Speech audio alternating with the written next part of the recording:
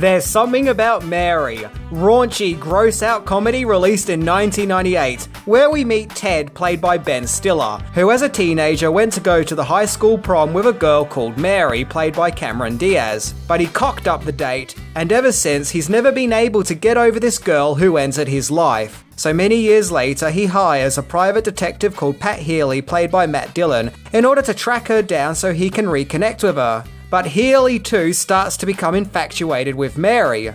In fact, as it happens, there are many men who are obsessed with Mary, because, as the title suggests, there's something about Mary. I know it's something of a cliche to say that a movie really pushed boundaries, but back in the late 90s, There's Something About Mary really did push them boundaries, what with its shocking and daring moments, creating one of the most enjoyably outrageous comedies of all time, with many classic moments, which have now become staples of pop culture. Yeah, that's another cliche I always use, but it's true. Trust me, this is my job.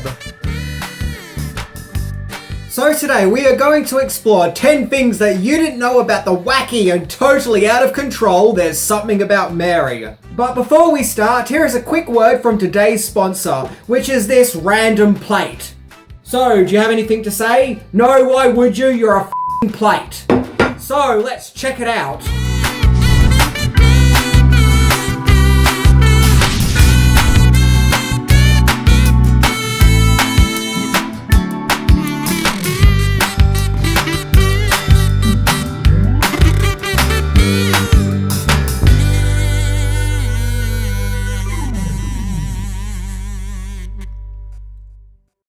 Number 10, the Willy Zipper scene is based on a real-life event. There's Something About Mary was directed by Peter Farrelly, who along with his brother Bobby Farrelly also co-wrote the script.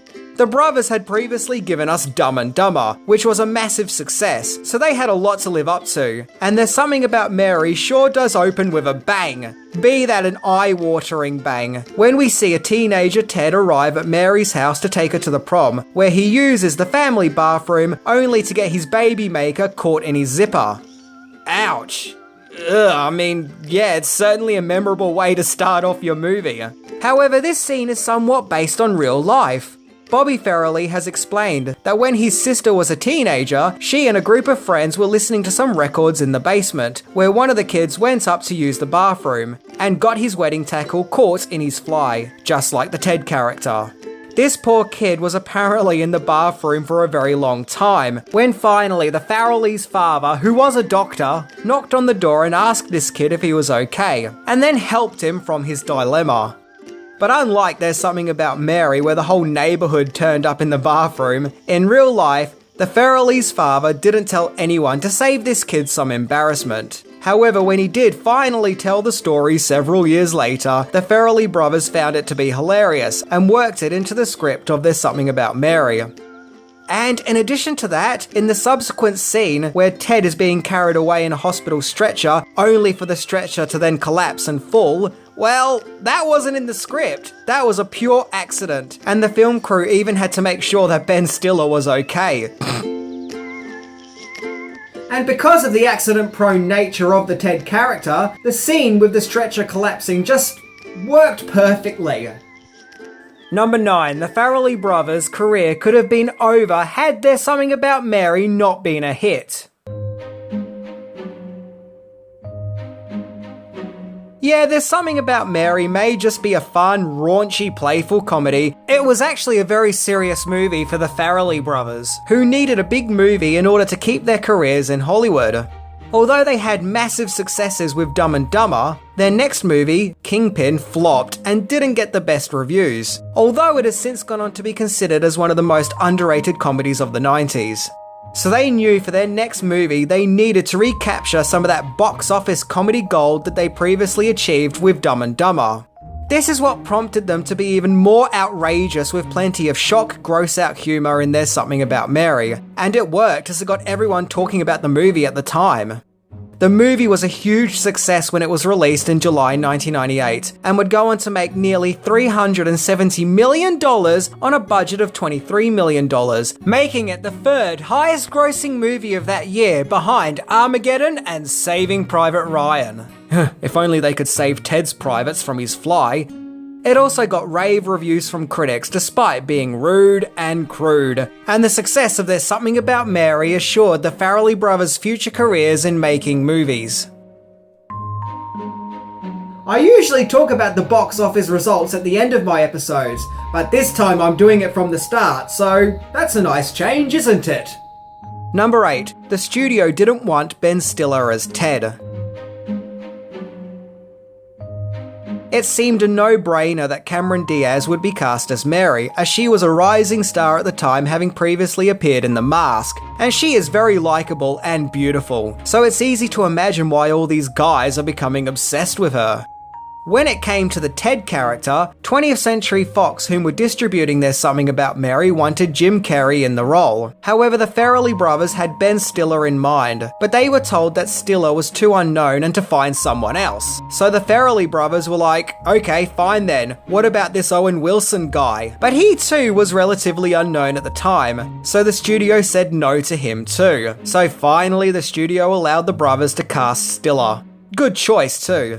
Stiller is both really funny and sympathetic as the insecure down on his luck guy. You really feel sorry for him and want to see him get the girl, aka Mary. Number 7. Other casting possibilities. Comedic legend Chris Farley was the number one choice to play Mary's disabled brother Warren. However, it was decided that it might be too controversial to cast a well-established comedian in the role of someone who is mentally handicapped, as it may turn the role into a caricature. So instead, the part went to actor W. Earl Brown. Sadly, Farley passed away during There's Something About Mary's production. For the role of Pat Healy, the slimy and conniving private detective who also becomes obsessed with Mary, the initial choice for the part was Bill Murray. After all, the brothers had previously worked with him on Kingpin. But the Farrelly brothers then decided that he was too old for the part.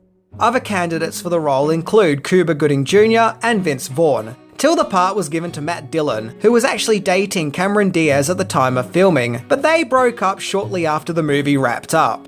Speaking of the cast, comedian Lee Evans played Tucker, a guy pretending to be British and sophisticated in order to impress Mary. Evans got criticised for his fake British accent, despite the fact that he actually is, you know, British, as in real life the actor is Welsh. There are actually tons of famous and well-known faces showing up in There's Something About Mary, so apologies for not mentioning them all. I promise I didn't do it just to spite you. But if I mentioned everyone in the film, we'll be here all day. Number 6. One of the filming locations refused to be mentioned.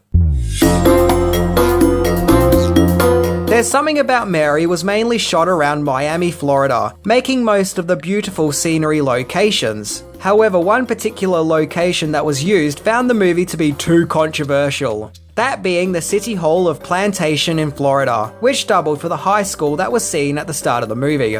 Although the production was granted permission to film there and that the council was supposedly paid $2,500, upon learning more about the movie, the city council requested that the plantation not be named or mentioned in any of There's Something About Mary's credits or publicity media, as they didn't want to be associated with the movie, finding it to be too filthy and offensive, and were worried about the location having ties to what they felt could be a highly controversial movie. Wow, I guess they really should have read the script before granting permission. Number 5. An iconic scene was nearly removed from the final film. Yep, you knew we were going to talk about it sooner or later. The infamous hair gel scene, where after Ted does some jerkin with his gherkin and relieves himself, Mary assumes that his love potion is hair gel and uses it on her hair, causing her fringe to comically stand up. It is without a doubt the most memorable part of the movie, and the part that got the most laughs. However, both the Farrelly brothers and Cameron Diaz were worried that the scene may have gone too far, and that it might have been a little too naughty. So they decided that if the scene doesn't cause the audience to laugh in early screenings, then they will cut the scene entirely from the film. Thankfully, the scene did get a ton of laughs with the audience, so it stayed. Interestingly, some early international prints of the movie's poster showed Mary with her bodily fluids spiked up hair, but for the main US poster, the hairstyle was removed. And as you can see here, I love the poster so much, I've put it up on the wall in my video store. Yeah, for all those who didn't know, I actually do have a video store. It's in my garage. Number 4. The makeup effects of There's Something About Mary. There's Something About Mary actually does have some pretty good makeup effects on board to help make the movie funnier and more outrageous. Whether it be characters with too much fake tan, or with a weird skin disease, or dogs in full body casts, or even Ben Stiller getting a fishhook through his face, the effects of There's Something About Mary do help the movie to push the limits. The makeup effects were indeed provided by Tony Gardner, whom has helped with the makeup effects and puppetry work on other films, such as The Addams Family, Seed of Chucky, Shallow Hal, Zombieland, and Bad Grandpa. And what I find really fascinating is he also helped to design the futuristic helmets for the electro-musical duo Daft Punk. So, yeah, don't forget that. The guy who created Ben Stiller's Spunk also created the helmets for Daft Punk. I didn't even mean for that to rhyme. Score! Number 3. Story of the narrator. Many of the background extras seen in the movie were in fact friends and family of the Farrelly brothers. In fact, one day, Cameron Diaz's dad came on set to visit her, and he even ended up with a small role, playing a jail inmate. But what about the narrator of There's Something About Mary? The guy who, with his guitar, narrates the story in song, who seems to be only seen by us, the audience. Well, the narrator was played by a musician called Jonathan Richman, who in the 70s actually had a punk band. Yeah, despite his calm, soothing notes in There's Something About Mary, this guy actually started off as a pretty hardcore punk rocker. The Farrelly brothers got the idea of having a musical narrator for There's Something About Mary from the 1965 Western movie Cat Ballou, which also featured singing narrators, whom could only be seen by us the viewers, and not by the environment within the movie itself. Number 2. Writing quirks. In There's Something About Mary, there's a scene where we see Ted and Mary dining out, where they have a discussion about how there's not enough meat on the sticks. This piece of dialogue was actually taken straight out of a Seinfeld episode that the Farrelly brothers had written, but that particular piece of dialogue was never used, so they decided not to let it go to waste and recycle it for There's Something About Mary. What's really striking about the writing process for There's Something About Mary is the original ending, where in the finale where Mary declares her love for Ted, Ted was to then immediately get hit by a bus and killed. I guess the gag was that it was making fun of your standard rom-com by giving it a sudden shock ending, but I'm glad it was changed. As others have put it, it may have taken away from some of the sweet tenderness the movie also had going for it. So instead they killed our musical narrator. Seriously, what did he do wrong?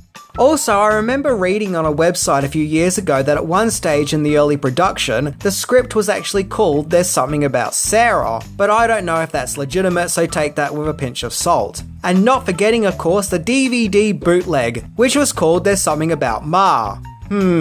Interesting. I guess the bootleg makers weren't a fan of why. I wonder why. Number 1. The studio wanted a sequel. Thanks to all those lovely and glorious box office dollars There's Something About Mary was bringing in, it actually became a huge surprise hit. Supposedly, no studio executive believed in it and didn't think that it would do too well, once again supposedly. But There's Something About Mary was the underdog production that truly proved victorious, be that an underdog in a body cast. So naturally, the studio wanted to continue with the Something About Mary's success and create a sequel, hoping for lightning to strike twice. But the Farrelly brothers turned the sequel down, feeling that There's Something About Mary is self-contained and should be a one-off film. However, the Farrelly brothers would go on to make a sequel to one of their movies in 2014 with Dumb and Dumber 2, which, yeah, didn't do too well, so maybe it's for the best we never got that Something About Mary sequel. What would the sequel have been called anyway? There's still Something About Mary? I don't know. However, in 2018 there was talks to make a Something About Mary musical, but this musical extravaganza of willies, caught in zippers, and funky hair gel is yet to materialise, so who knows what the future holds. But in the meantime, we'll always have the theatrical comedy classic that is There's Something About Mary. And yes, There's Something About Mary has its shocking gross-out moments. But the movie also has a lot of heart and soul and kindness too. Underneath the hair gel, there actually lies a very sweet and innocent love story.